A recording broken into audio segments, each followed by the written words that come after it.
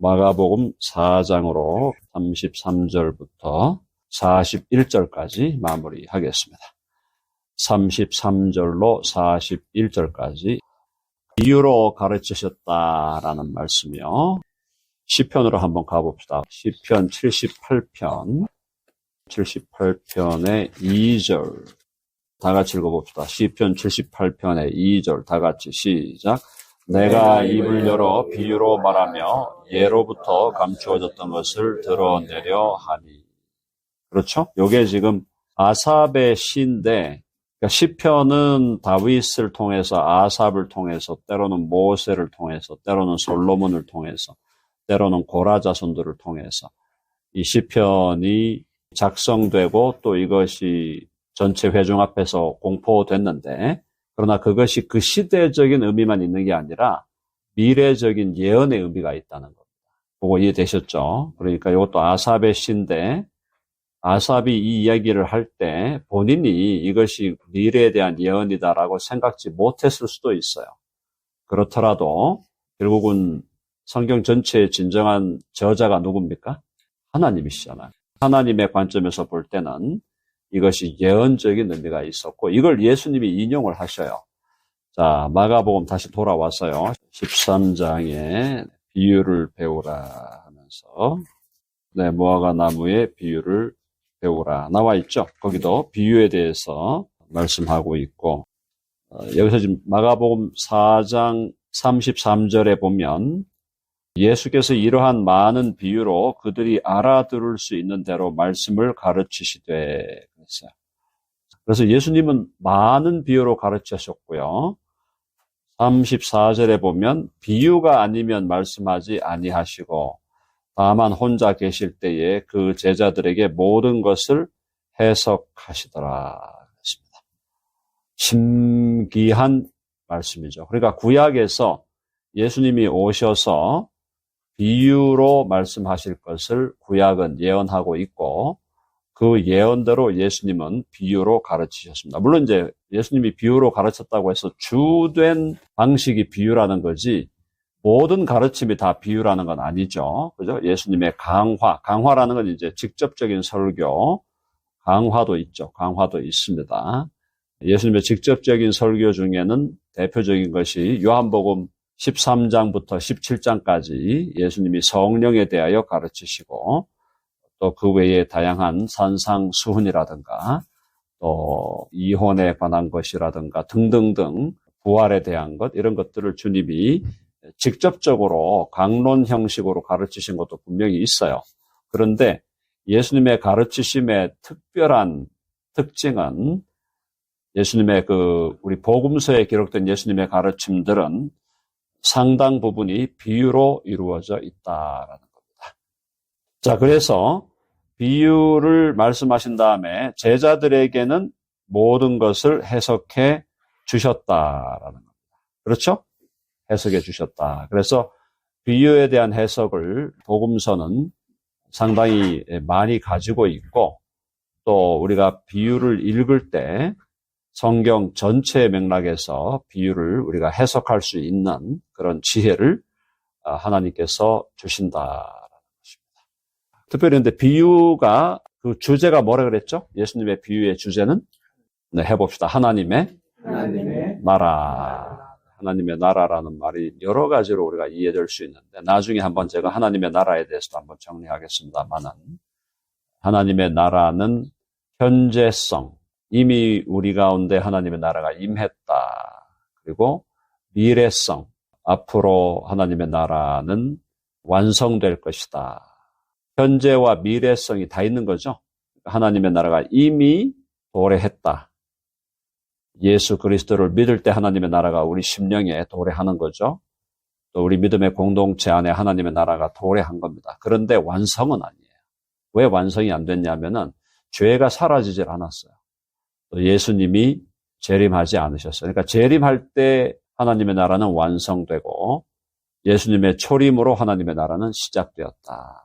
해봅시다. 이미 시작되었으나 혹은 이미 도래하였으나 아직 완성되지 않았다. 그렇게 보시면 되겠습니다. 그렇죠? 그러니까 우리가 하나님의 나라를 지금 보고 있고 또 우리는 하나님 나라에 들어가 있지만 우리 자체도 완전케 되지 않았잖아요. 우리도 아직 지금 죄와 싸우고 있고 우리가 부활해야 완전해지는 거거든요. 그러니까 그런 의미에서 이미와 아직, 이미는 이미 임했지만 아직 완성되지 않았다라고 하는 그 긴장 관계 속에 우리는 살아가고 있고 오늘 현재는 저와 여러분 모두가 어떤 방식으로든 하나님의 나라가 확장되는 일에 우리가 기여하고 있는 겁니다. 하나님 나라가 확장되는 일에 우리가 참여하고 있는 거예요. 예를 들어서 우리 장로님 기도원 협회에 가셔서 지금도 성경 나눠주시고 하시잖아요. 그게 작은 일 같지만 작은 일이 아닙니다. 그게 하나님의 나라를 지금 확장케 하가는 일. 덴버 드림교회가 우리가 함께 모여서 주일날 예배드리고 새벽 기도하고 새벽 신학교하고 수요일날 모이고 이게 지금 하나님의 나라가 확장돼 가고 있는 거예요. 여러분들이 여러분들의 삶의 현장에서 예수님 믿는 사람답게 살려고 거룩하기 원합니다. 사랑하기 원합니다. 예수 닮기 원합니다. 그렇게 고백하면서 하루하루를 신실하게 살아가려고 애쓰고 노력하고 땀 흘리고 기도하는 것, 그것이 다 하나님의 나라가 확장되어 가는 일에 참여하시는 거예요. 그러니까 어느 하나도 우리의 삶 속에서 물론 우리가 고의적으로 죄 가운데 거하고 때로 시험에 들기도 하고 때로 방황하기도 하는 그런 어리석음이 우리에게 남아있지만 그럼에도 불구하고 우리는 우리의 삶 전체를 통하여 하나님 나라가 확장되어 가는 일에 우리가 참여하고 그 일에 contribution, 그죠? 기여하고 있다. 그렇게 보시면 우리의 인생을 정확하게 파악하고 있는 것이죠. 그래서 예수님이 하나님의 나라에 대한 비유로 말씀하신 것. 비유가 많잖아요. 여러분 좋아하는 비유 어떤 비유가 있습니까? 우리가 가장 잘 알면서 좋아하는 비유가 탕자의 비유죠. 탕자의 비유. 돌탕, 우리 모두가 돌탕이니까. 우리가 다 돌탕이죠? 우리가 다 돌아온 탕자들이에요. 돌아온 탕자들. 그리고 또 잃어버렸던 동전에 대한 비유. 잃어버린 양을 되찾는 비유. 선한 사마리아인의 비유. 또 달란트 비유. 비유가 얼마나 많아요. 예수님의 그 가르침이 비유를 통하여 예수님의 가르침은 엄청나게 깊이가 있다는 걸 우리에게 보여주신 겁니다. 직설적인 강설로도 주님이 강한 깊은 가르침을 줬지만 비유를 통하여 아주 놀라운 가르침을 우리에게 주셨어요. 그래서 고대에 많은 철학자들이 있었고 많은 스승이라고 하는 자들이 있었지만은 예수님만큼 비유로 가르치고 또 예수님만큼 비유를 남긴 사람은 한 사람도 없어요. 그게 예수님의 특징이에요. 예수 그리스도가 어떤 특징을 갖고 있나? 예수님의 티칭은 철학적이지 않았고 철학보다 훨씬 깊었지만 철학적이지 않았고 예수님의 가르침은 비유적이었다. 그러니까 그게 예수님의 독특성이에요. 독특성. 여러분 이해되시죠? 공자가 가르친 걸 보면은 그냥 윤리적인 강설이죠. 그죠? 윤리적으로 이렇게 살아라 저렇게 살아라 이렇게 이제 하는 게 공자고 석가모니도 대략 그런 느낌이고 그죠? 윤리적인 게 굉장히 강하죠. 이렇게 살고 저렇게 살고 뭐 이런 얘기를 하지만 비유적인 표현을 공자나 석가가 했더라도 예수님만큼 그렇게 아주 독특하게 하신 적이 없고 모든 종교 지도자들과 비교할 때 예수님 물론 당연히 하나님의 아들이신 것에서 독특하지만은 그분의 비유의 활용에 있어서 그분은 아주 독특하셨다. 그게 구약의 예언대로 되었다라는 거. 해보자. 구약의 예언대로 되었다. 그래서 예수님의 독특성을 우리는 기억할 필요가 있다는 겁니다. 자, 바람과 바다를 잔잔케 하십니다. 35절에 보니까 그날 저물 때에 해가 저물었어요. 제자들에게 이르시되 우리가 저편으로 건너가자. 이쪽 편 갈릴리 호수의 이쪽 편에 있다가 저쪽 편으로 갑니다. 그래서 그들이 무리를 떠나 무리가 이때 기본이 수천 명이고 수만 명이라 그랬죠. 그러니까 지금 예수님의 이때 이 갈릴리 사역이라는 것은 그 시대로 보면 굉장한 소문인 거예요. 굉장한 소문. 소문이 엄청나게 나는 거예요. 어떻게 한 갈릴리 출신의 랍비가 젊은 랍비인데 그 사람을 수천 명, 수만 명이 따를 수 있느냐. 근데 야, 들었어? 병든 자들이 낫는데 죽은 자가 살아난대. 굉장한 소문이 나는 거죠. 그러니까 예수님 또 만지려고 그러고, 오늘날도 뭐 인기 있는 사람들 지나가면은 한번 만져보려고 막 그러잖아요. 그러니까 예수님이 병자들을 다 낫게 하니까 옷자락이라도 만지면 내가 막 병이 낫고 이러니까 이게 지금 굉장한 현상이 일어난 거예요. 굉장한 이 commotion 그러죠. 소동이 일어난 거예요. 그래서 그런데 예수님께 오면 예수님이 또 누구 내치지를 못하시고 또 다 치유하시잖아요. 그것도 예수님께는 피곤한 일이죠. 육신적으로는 피곤한 일이고. 자, 그래서 어쨌든 무리를 떠나 잠깐이라도 무리를 떠나 계셔야 됩니다. 다시 재충전하셔야 되니까요. 예수를 배에 계신 그대로 모시고 감에 다른 배들도 함께 하더니, 배들도 막 따라왔어요. 배들도 예수님을 배 한 배 타고 가셨을 텐데 12명하고 근데 여러 배들도 따라오고 하는, 그러니까 엄청난 이 인기와 소문과 또 사람들이 볼 때 와 기이한 현상이 막 일어나고 하니까 이런 현상이 있었다. 자, 근데 이런 상황에서 37절 문제가 생겼습니다. 37절 다 같이 시작. 큰 광풍이 일어나며 물결이 배에 부딪혀 들어와 배에 가득하게 되었더라. 이제 배가 이제 어떻게 돼? 파손하게 되는, 배가 뒤집어지는 일이 벌어지는 거죠. 큰 광풍이 일어났어요. 광풍. 물결이 배에 부딪혀 들어와 배에 가득하게 되었더라. 이제 배가 가라앉는 거죠. 배가 뒤집어지면서 가라앉는 위기에 처하게 되는 겁니다. 자, 이 정도 위기가 왔을 때 제자들이 예수님에 대한 어느 정도의 믿음이 있었다면 별로 당황하지 않았을 겁니다. 그렇죠? 근데 이 제자들이 당황을 하는 거예요. 자, 38절요. 시작. 예수께서는 고물에서 베개를 메고 주무시더니 제자들이 깨우며 이르되 선생님이여 우리가 죽게 된 것을 돌보지 아니하시나이까 하니. 물론 이게 초기죠. 예수님의 공생의 초기 상황인데 제자들이 지금 예수님에 대해서 가지고 있었던 예수님에 대한 지식이나 알미라는 게, 또 믿음이라는 게, 야, 이게 참 아직 연약했구나. 그런 느낌 드시죠? 지금 만약에 우리가 예수님에 대해서 알고 있는 이 정도의 지식을 가지고 예수님이 여기 오셔서 그분이 우리와 함께 배를 타고 가시다가 배가 막 무너지려고 한다 할 때 우리가 겁을 내겠습니까? 예수님 뭐 한 말씀 하시죠. 이렇게 그냥 끝났을 거예요. 안 그렇습니까? 근데 이 제자들은 아직까지도 믿음이 약했다는 거예요. 그런 거 보면은. 그래서 이제 제자들이 또 그 한심한, 좀 미안한 얘기로 한심한 작태가 있었습니다. 뭐가 있었냐면은 예수님은 지금 내가 예루살렘에 가서 잡혀가지고 십자가에 못 박혀 죽게 돼. 그 다음에 3일 만에 살아날 거야. 주님의 죽으심과 부활에 대해서 예언하고 있는데 그걸 듣고도 제자들이 어떻게 했어요? 누가 높으냐, 누가 크냐, 자기들끼리 싸우고 또 치맛바람에 원조가 있었죠. 원조 치맛바람. 누굽니까? 야고보와 요한의 엄마가 와가지고 주님의 당신의 나라가 임하실 때 그건 뭐예요? 이제 개국할 때 이 말이죠. 개국 공신으로 우의정과 좌의정을 삼아달라고 원조 치맛바람 그렇게 우리가 얘기합니다. 그런데 예수님이 또 십자가를 지시면서 이제 잡혀가니까 다 도망쳤어요. 그러니까 제자들의 믿음이 이 연약함, 이것을 이제 우리가 볼 때, 자, 우리가 그런 얘기 하잖아요. 이스라엘 백성이 말이죠. 10가지 재앙이 애굽에 떨어지는 걸 보고 홍해가 갈라지는 걸 보고 나왔단 말이에요.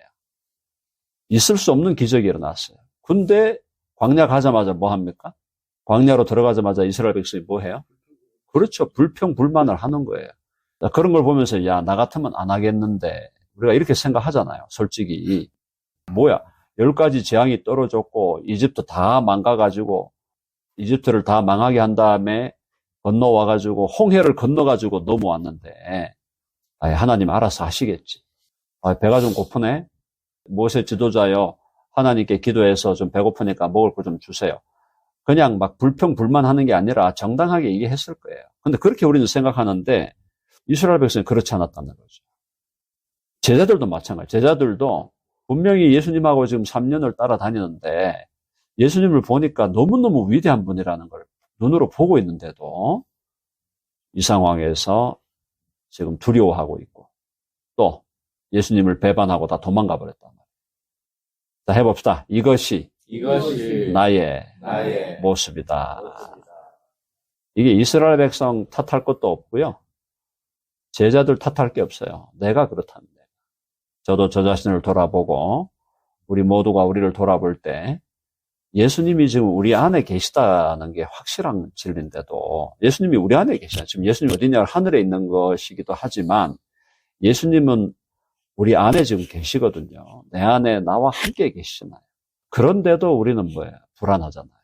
일이 잘 안 풀리면 불안하고 일이 생각대로 잘 안 흘러가면은 짜증도 나고 원망도 나고 염려스럽고 막 이렇단 말이에요.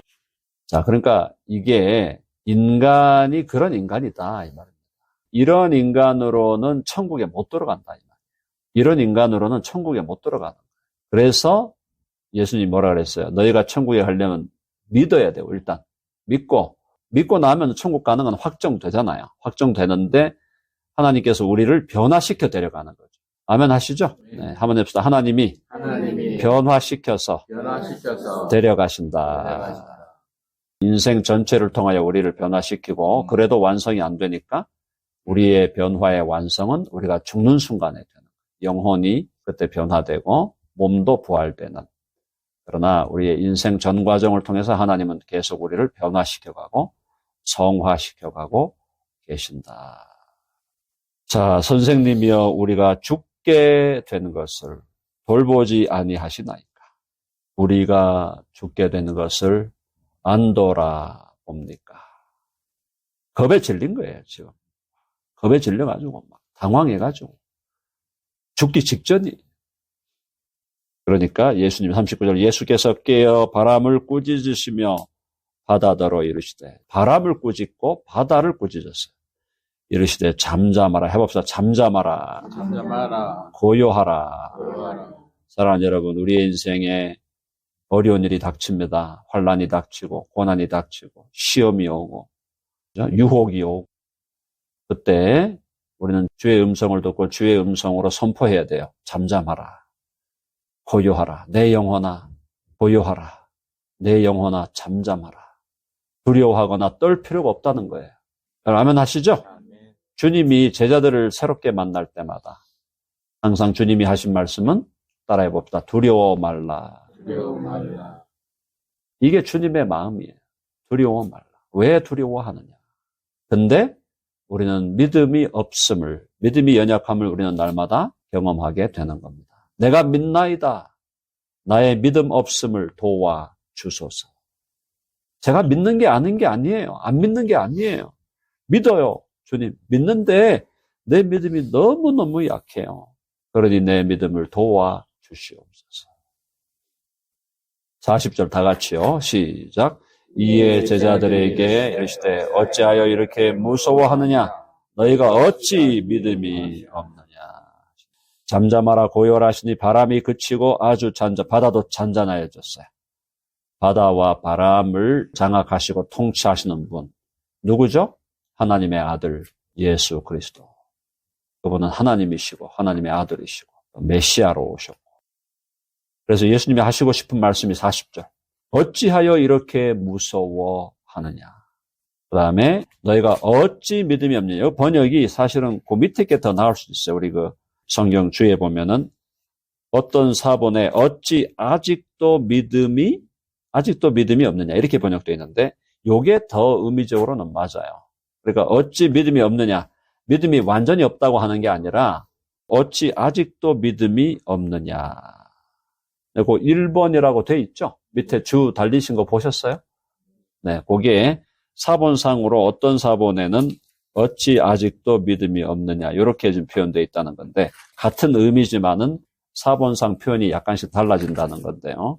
어찌 믿음이 없느냐라는 것은 어찌 아직도 믿음이 없느냐 이런 느낌으로 지금 우리가 받으면 된다. 근데 이 지금 제자들의 믿음이 어떤 게 지금 예수님 십자가 달릴 때까지도 믿음이 없었어요. 해봅시다. 우리 전문 용어 해봅시다. 동상이몽. 무슨 말입니까?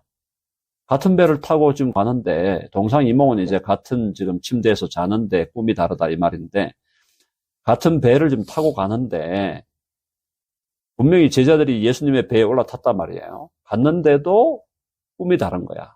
바라보는 나라가 다른 거야. 제자들도 어디를 바라본 겁니까? 이스라엘 민족의 해방을 바라본 거야. 이스라엘 민족의 해방. 근데 예수님은 뭐에 관심 있는 거예요?